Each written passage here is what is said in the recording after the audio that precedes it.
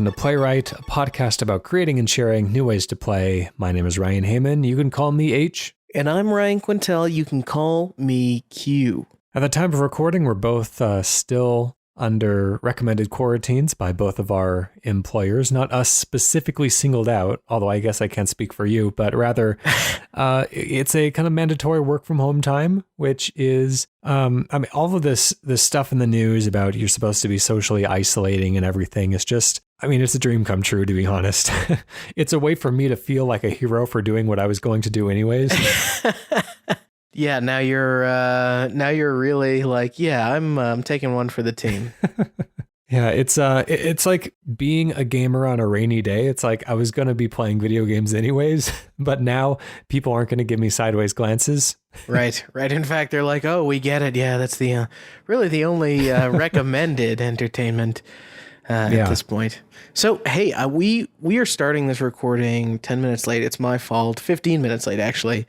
It's my fault because I was running credits on Ori in the Blind Forest. Oh, wow. Or Ori Forest? in the Will of the Wisps. Yeah. Yeah. What a game. I've not made it to the credits yet, but that's impressive. You really flew right through that one. Well, as I was working from home, basically anytime I had a spare minute between meetings, I could kind of jump back in. But I have to say, it's, I don't know if it was as emotional of an experience as the first one was for me, but what a wonderful game. And the combat, I think, even like enhances it that much more. Yeah, I'm really liking it. I'm having a little bit of trouble with, like, if I have to nitpick and complain about little tiny things, is like, I kind of wish that the dash would give you some iframes to dash through enemies. Because dashing away, as far as I can tell, is really your only like dodge escape from attacks. And that isn't always going to do it. You can find yourself backed up against a wall or a pit pretty easily. And then you just like really have no option for dodging certain attacks.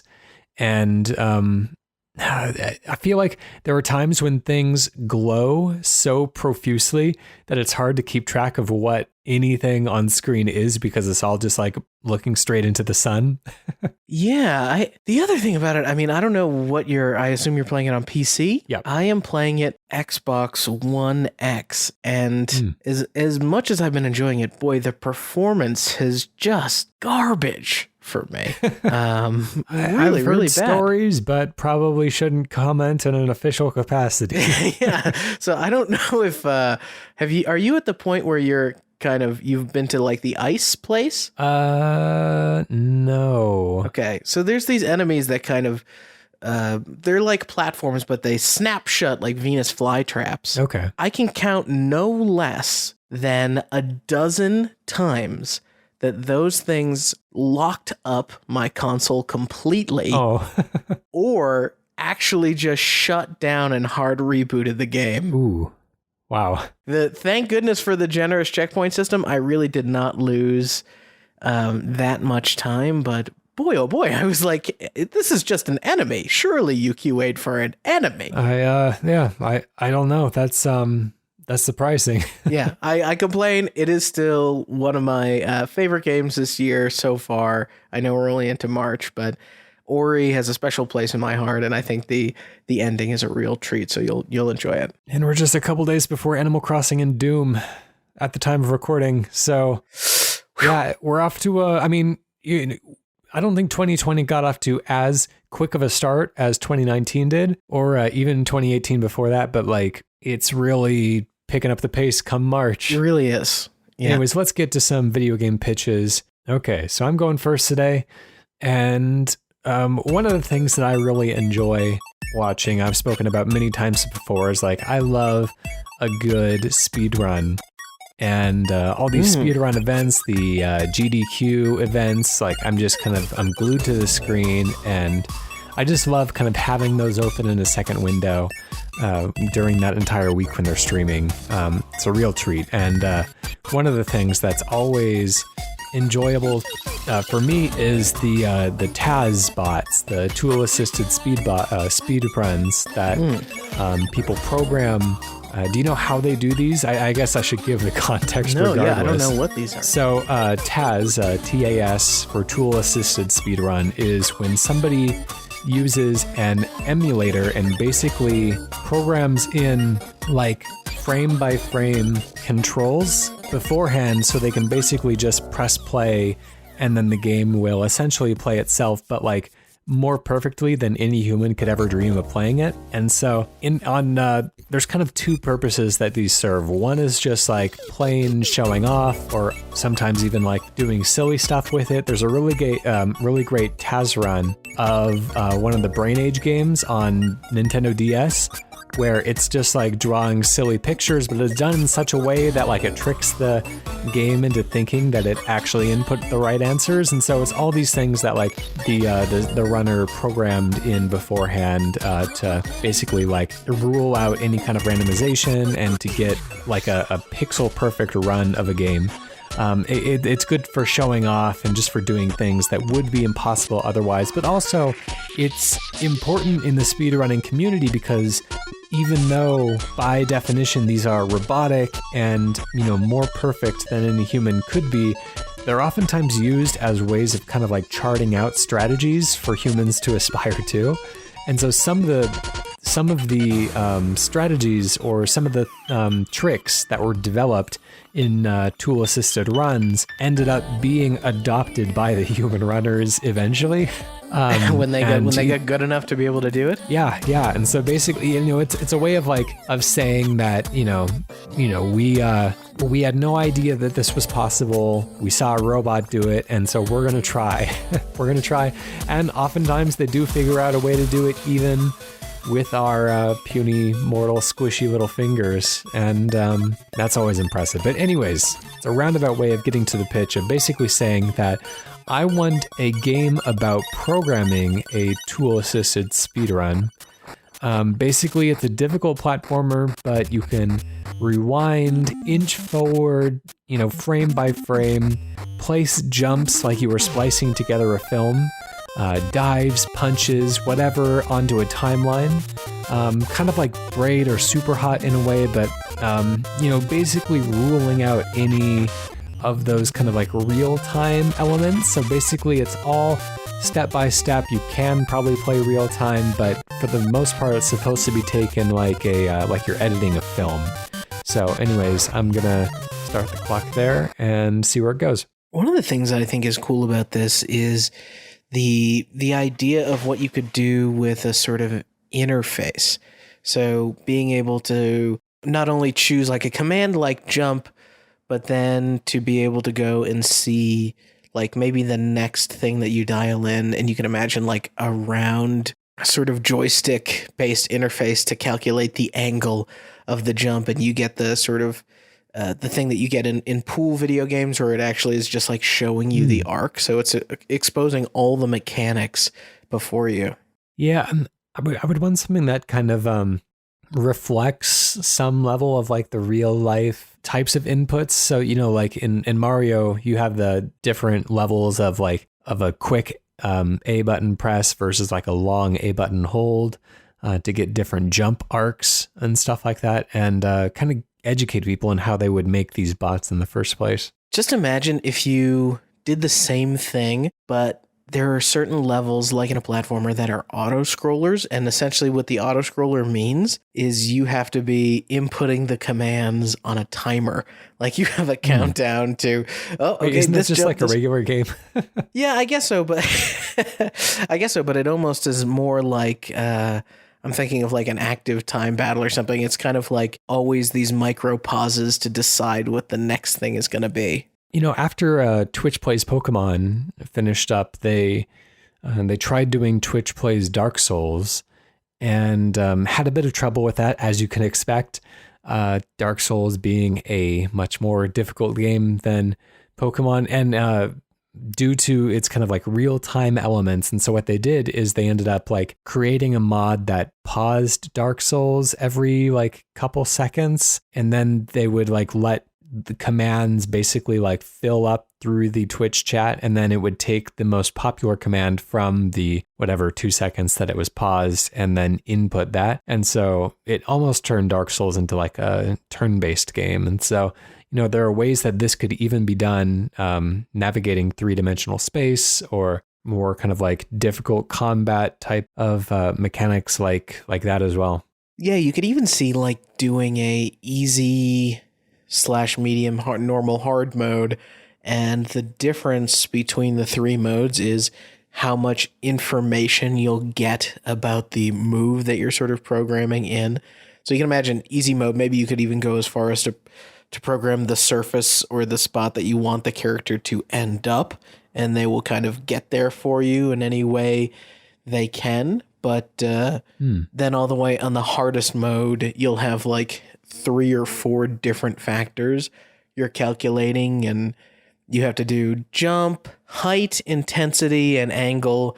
And then you'll even see like frame data. So you're like, there's actually an interruptible frame in the middle of the jump where you can possibly double jump and stuff. I've got all this mechanics of movement in my head from Ori at the moment. Yeah. Gosh, you could, you could do all different types of games. I don't know if it would be like if within this one package that we would be selling that it would come with like multiple genres or these would be sequels, but I can imagine doing like a fighting game and having all that frame data kind of close at hand and can really kind of teach you the ins and outs of a fighting game because, you're essentially programming one at that point. I'm trying to think about like what is like an addition onto this? Can you like create different moves for the character? Maybe you get these like micro frame things and you can build a particular type of dash or type of jump. Like I know Mario has his in the Super Mario World universe, he has his spin jump and his regular jump, and they both have different arcs and different amounts of damage potentially that they do to enemies. So maybe there's also kind of like a build your own kind of move set. And so people are programming not just what the character's actions are, but the types of moves to pull it off. And like, oh, I've actually built this move that shaves 3% of the frames off of the world record speed, like you're always optimizing. I think there are techniques that you can learn. I don't want to actually get into like reprogramming the ways that the game like fundamentally works, because then this just kind of turns into like a different practice.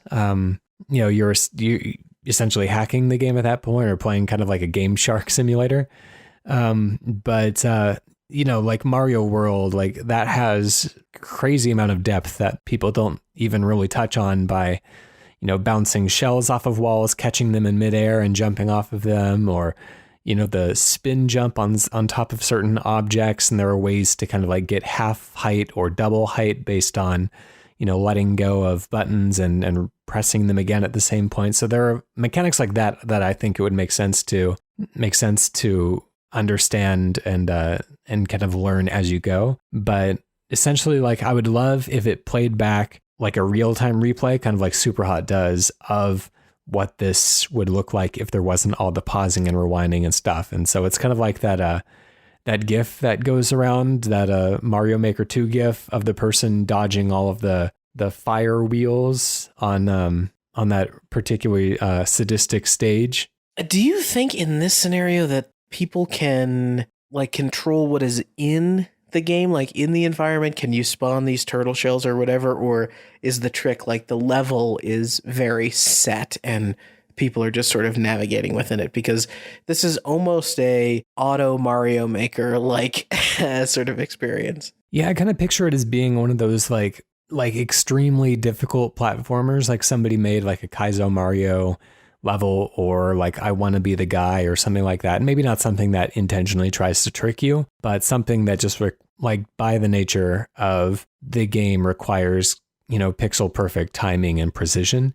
And so, once, now that you're able to kind of like see into the matrix and break down the code and rewind and pause and use save states and everything, all these tools that are available to you, then you can start, playing at an inhumanly good level, but kind of a standardized, like maybe there could even be like races within these. So if it is a set of standardized levels, then people, even though they are programming these TASbots and presumably getting pixel perfect jumps off of things, people could find other routes, people could find little tricks to shave seconds off of their time. So there could be like a real world element of trying to kind of out-optimize each other on this as well. Yeah, I like the idea of like, not only do you program these movesets or whatever, but potentially an additional thing. I imagine that these speedrunners have access to this. You're programming the exact inputs on the controller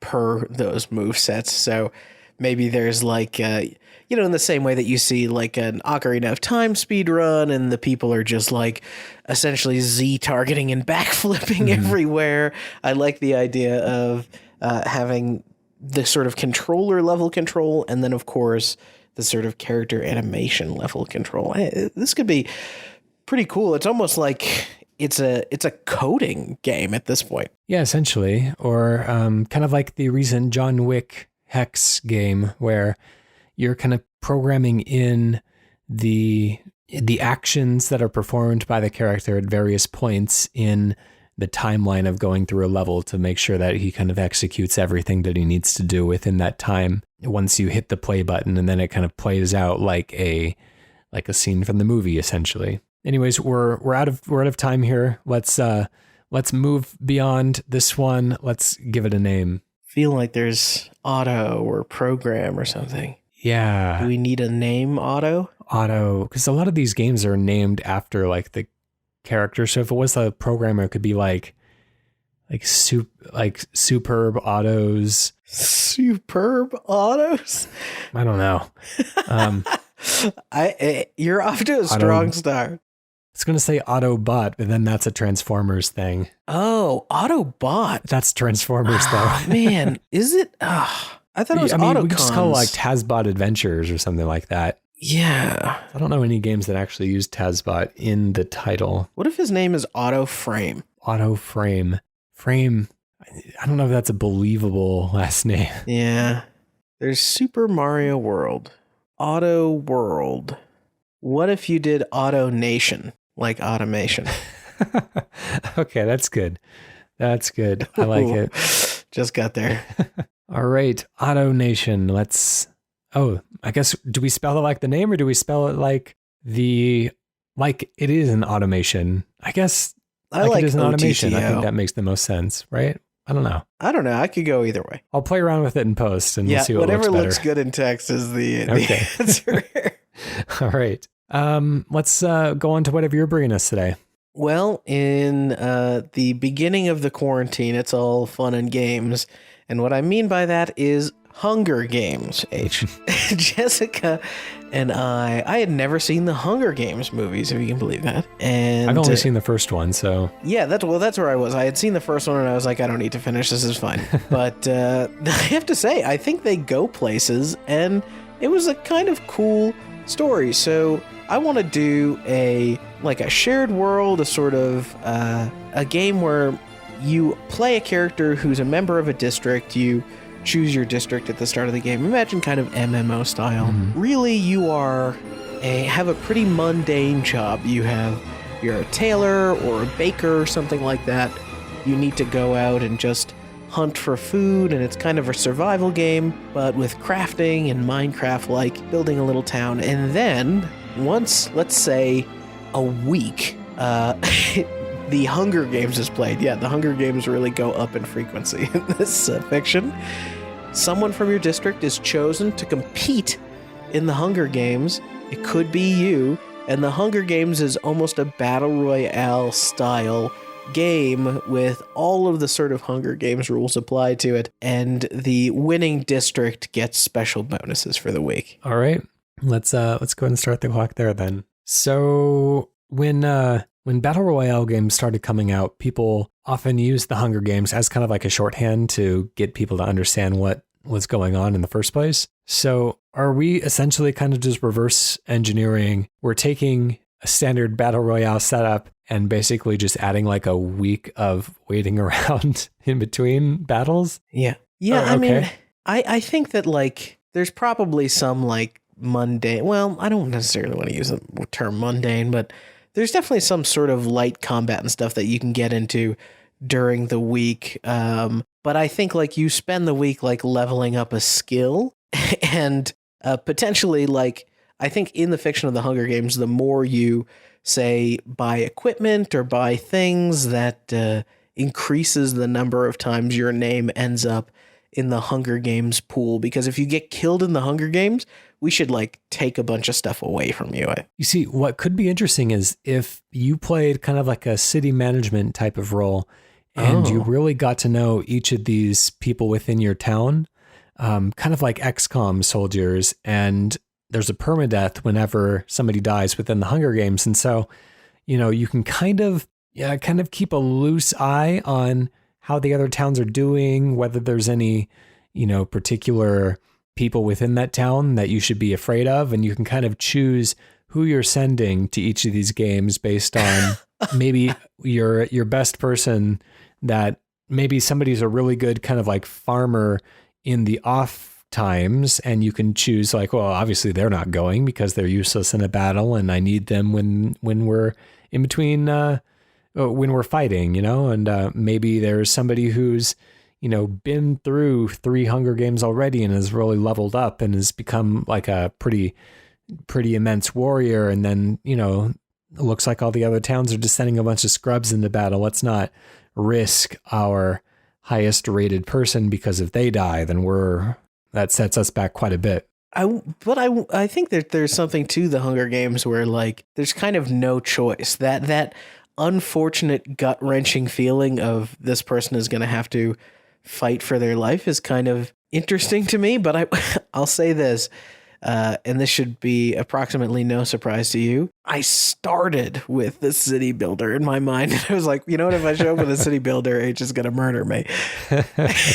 So, but to that point, I was also like, would it be interesting to be the capital and play like a city builder of like trying to run all the different districts and keep them producing the things that the capital needs, and then at regular intervals have to host the Hunger Games, and you can kind of play the role of sponsor and that sort of thing. But I also do like the idea of Katniss's journey of hunting squirrels and trying to survive in this barter system and having a job, and then all of a sudden one day, oh, you're a combat person. And it could be that you play the game for a long time and never get chosen to be in the Hunger Games. What if you made it? What if you made it this, H, a monthly or even semi-annual event? Let's say seasonal, every 12 weeks. It's a seasonal event, and you can go into the Hunger Games. If you die in the Hunger Games, you lose. You die in real life. No, but you lose your character. Like you actually have to start the game again. Is that like insane? Would everybody rebel against that? I mean, it's interesting. It's kind of like Dungeons and Dragons rules. The only thing is like, if we're competing against other humans, then, the kind of the haves and the have not becomes very apparent. Yeah. And the people who have, gone through multiple Hunger Games, kept their character, presumably their character is getting more and more powerful as they go. They get better equipment. They get, more endorsements and stuff. And so the people who are already better at the game are just going to, that margin is going to be increasing. And so this could be, maybe the character gets older and gets worse over time. They carry forward all of the injuries that they receive. And so in that way, if somebody has like 7 crowns on their name, then, you can be pretty sure that they're going to be a skilled player, but they're also going to be pretty much a sitting duck, because, there's no way they're getting out of 7 battles without taking, a couple shots to the foot. What if we did this? Because I think the universe might have a solve for us here. What if every 12 weeks we host a Hunger Games, and if you win the Hunger Games, you don't have to compete again? Okay. All right. And so now you actually get to like meaningfully like keep your character progress. You don't have that. There's no longer fear of like, can this be taken away from me or any of that stuff? Like you actually live a life of peace and you get better resources and stuff for yourself. And then what you do is you do a Fortnite season 2 sort of thing where like end in the Hunger Games, where you're like, guess what? After season, 5 completes, everybody's name goes back into the pool or something like that, and really shake things up. I'm so fascinated when I like see these EVE Online stories and like people lost real life $10,000 and I'm like, wait a second, what happened? Well, but let's presume that in this game we're creating, actually playing the battle royale is probably the most fun part of it. And so if somebody wins, like obviously they're somewhat invested. I don't want to just say like, all right, great, we'll see you in season 2. Right. Have fun playing something else for the next 6 months. Yeah, well, I do think also they have in that kind of first Hunger Games are like, hey, these are people who their district usually wins. They train constantly for the Hunger Games, and that's really all that they care about. They were called like careers or something like that.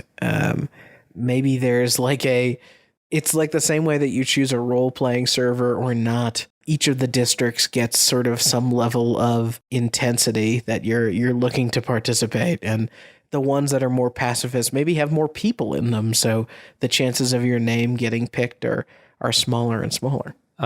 Okay. I'm just thinking, like, can you take the thing about a battle royale match that is both good and bad, the thing that's probably made it successful, but the thing that would be the biggest change to it is the second that you're done, there's just another one to move on to relatively quickly. What if like it meant something to win that match? The pacing would probably completely change. And I think like carrying your character forward is enough of like something to kind of set it apart from the current battle royales, ways of making the next fight riskier. Like there's gosh, I wish I could think of an example. I don't know if Killer Instinct might do this, but there's some fighting game that I've played where your character, at the end of round 1, your character doesn't heal back up. They keep the life bar that they had at the end of round 1. So if you're just like, if you're fighting on pixel health at that point, then round 2 starts and you're just one hit until you're dead. You're not setting yourself an entire round ahead of your opponent. And it's, it's kind of like that, but in a battle royale shootery type of setting.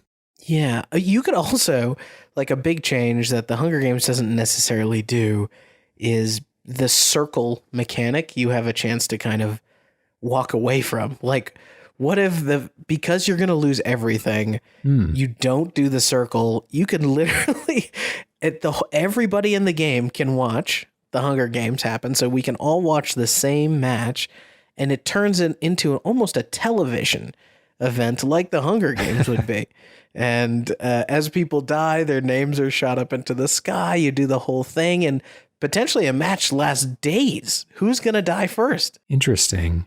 2 people could like kite each other around the entire map for hours and hours. Eventually, somebody's got to go to bed.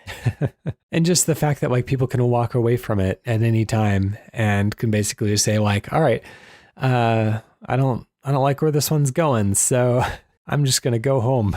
Yeah, and you have the whole mechanic of, the people running the game, let's say it's you and I, like we have tricks up our sleeves that people don't know about. If contestants try and do we're not going to kill each other and 2 people are going to kind of live in this Hunger Games match in perpetuity, we can be like, all right, we're going to send in some things that are probably going to kill one of you, and we're going to have some forcing functions or whatever, but like actually have the players dying be partially a conversation not only with the audience but with the game masters.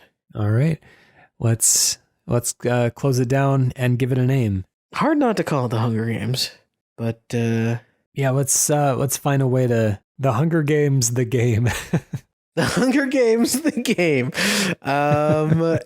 It's got a ring to it. You could call Hunger it Games like the movie the game. Oh, well, here we go.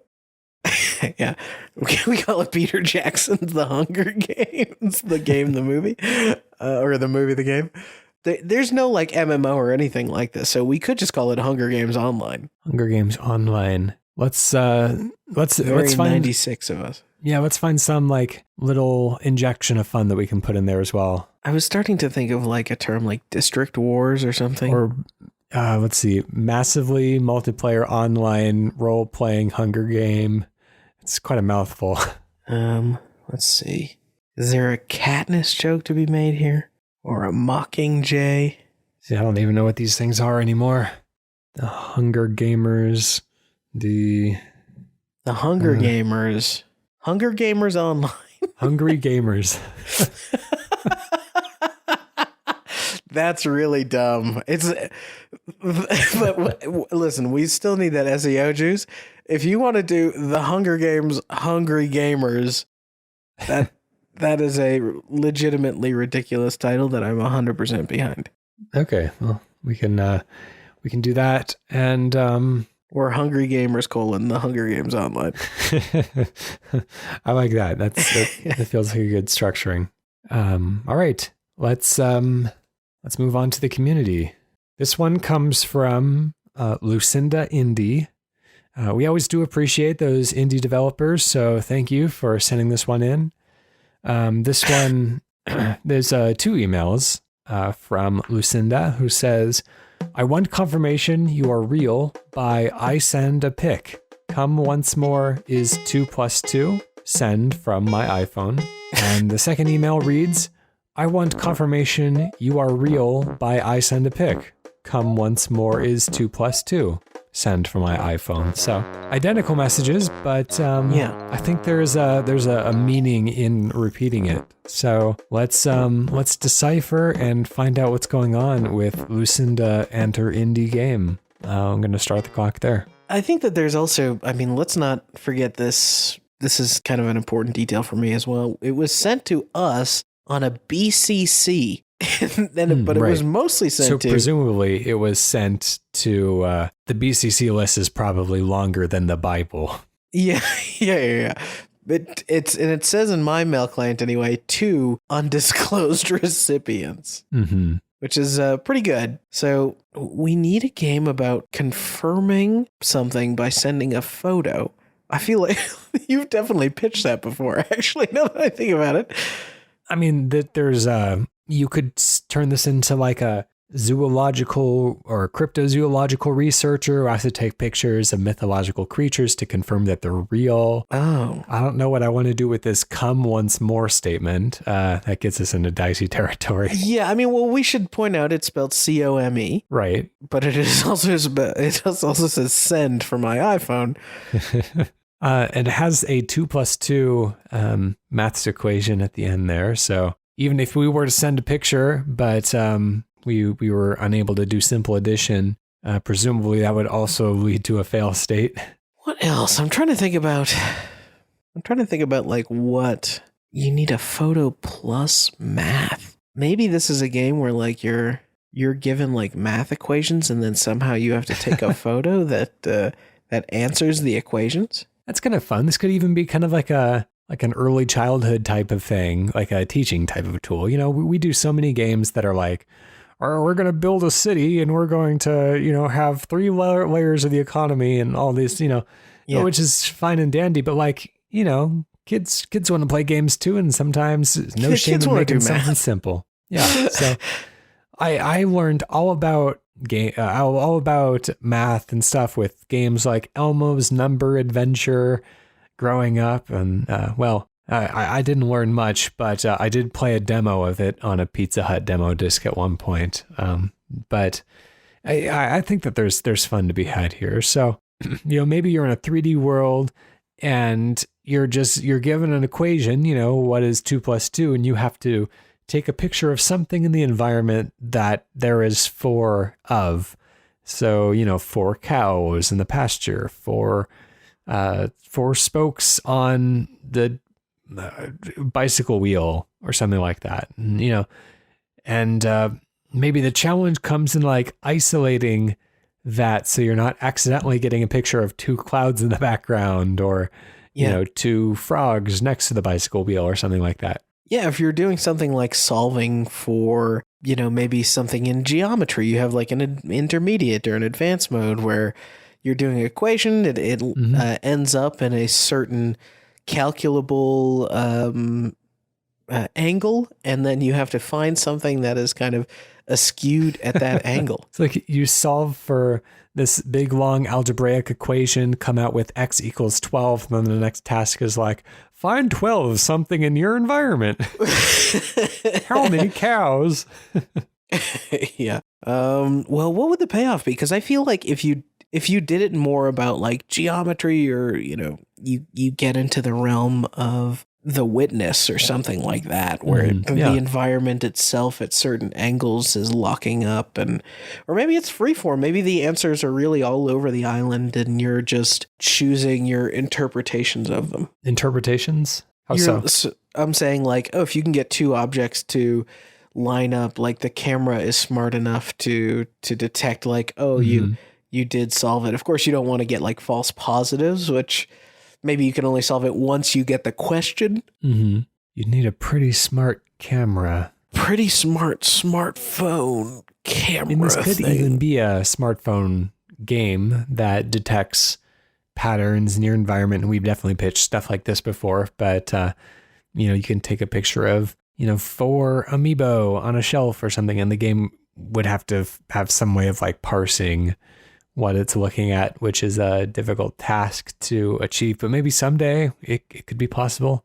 What if we step outside of video games for a second? Mm-hmm. What if we made an app, and that's a famous last words. What if we made an app? What if we made an app that was literally for teaching math, where somebody can like put out a math question, and your math teacher is always like, hey, you got to show the work. This thing, you do the work on your notebook, your piece of paper, whatever. It is able to, use OCR, accurately see what your work was, can in real time use AR to help you solve where you went wrong in your equations. I mean, you could also create an app that counts things in real time, so you can just point it at like a flock of crows and it'll count how many there are. Whoa. Although that is less impressive of technology than the one that you pitched. I don't know. I think that's, if you guys see like, if you saw like a flower and you were able to like tap on a petal and isolate the petal, and it's like there are 3,000 petals within view, that's insane technology. I mean, presumably that kind of thing could be done in a video game where everything is kind of like 3D modeled and known, where you can tap a blade of grass and it can tell you exactly how many are currently in frame, how many in total are on the island. But I don't know if that is a hook, unless I guess what could be interesting is like maybe the numbers that you're trying to photograph are so huge that you're basically like, you're trying to assess. It's almost like counting the jelly beans in a giant jar type of thing that you would get at like a party, where like the person who gets the closest to it ends up winning, I don't know, some amount of money or all of the jelly beans or something. But so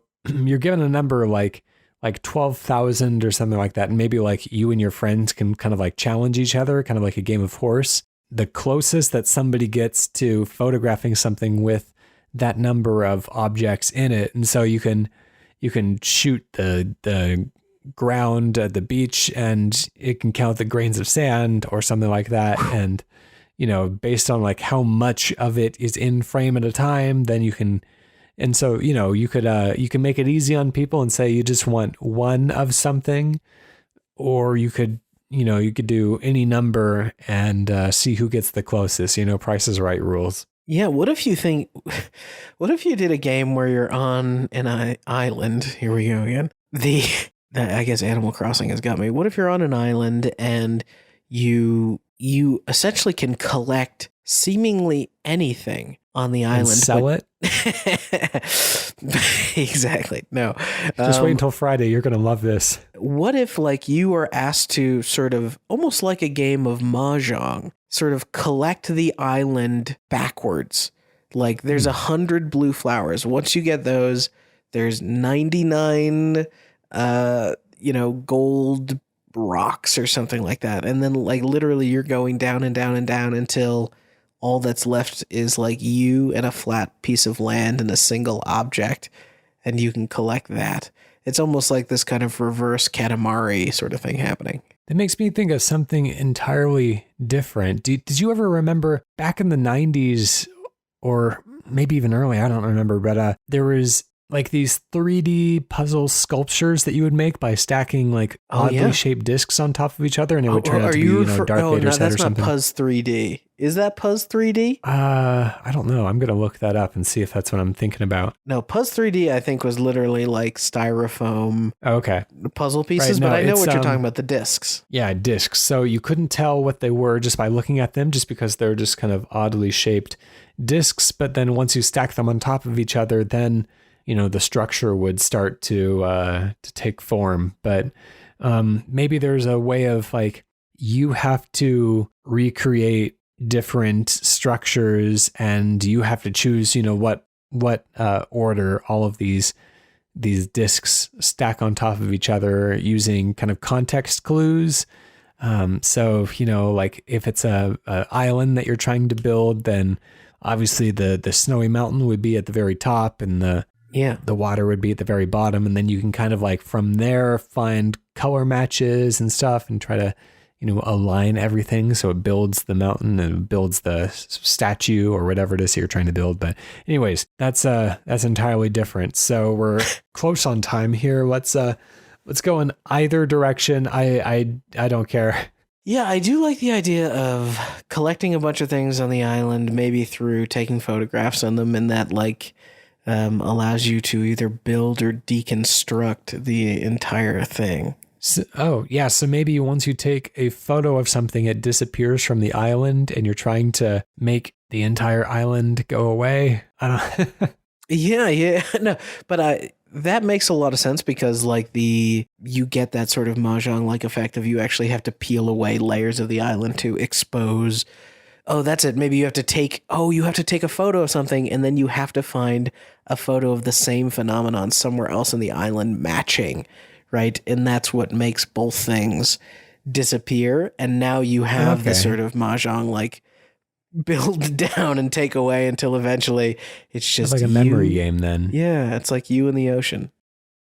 I see. And maybe you can only have like 6 shots on your camera at any time. So you really have to you can't just take pictures of everything you see as you go, knowing they'll eventually match. And it can be like a competitive thing where 2 people are, on the same randomly generated island trying to play this memory game in 3D space. I think we've got a speedrunner's dream on our hands here. Yeah, it's a good episode for speedrunners.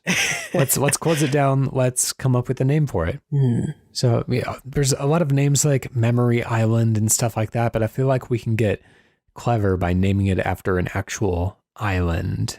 I want to merge Isle of Man and Mnemonic together, because they're like just close enough to where they almost kind of fit, but they don't. There is an island, I think off of Florida, off the coast of Florida, literally called Disappearing Island. Really? Yeah, and it's called that because once a day or once the water rises, the water essentially completely drowns the island. Wow. And so the island goes away at regular intervals. Wow, I guess that's a grim precursor for what's going to happen to all coastal territories. Oh, Jesus.